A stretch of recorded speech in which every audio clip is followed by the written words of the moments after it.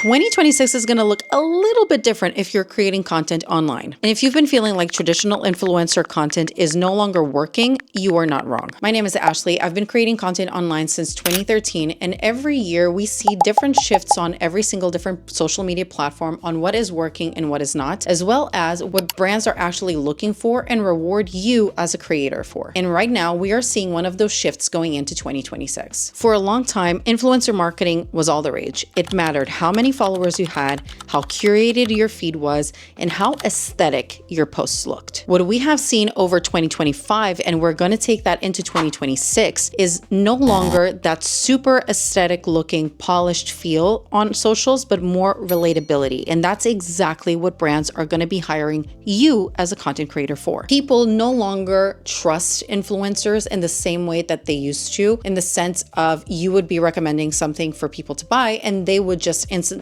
click on that link and go over to whatever you were trying to sell. More and more we see that users of, regardless of what platform, are looking for more realistic type of content, less salesy, and something that feels more relatable. And your job as a UGC creator is to create exactly that. And UGC will work because you are in charge of creating content that is relatable to people, not something that looks super curated like an ad. And you know that brands use your content as a UGC creator in many different forms. They use it for ads, they use it for social media posts, for websites, for email newsletters. And they're not relying on one person's audience to do all the heavy lifting of selling or advertising their services or products. So here are some trend reports that I've been seeing coming up for 2026 that I think you as a content creator are going to be interested in. So short form vertical videos are still going to be all the rage. However, we are shifting from selling to storytelling, and this is going to be critical. Brands are going to be looking into creators that no longer just create aesthetic content, but creators that understand consumer trends, as well as content that feels casual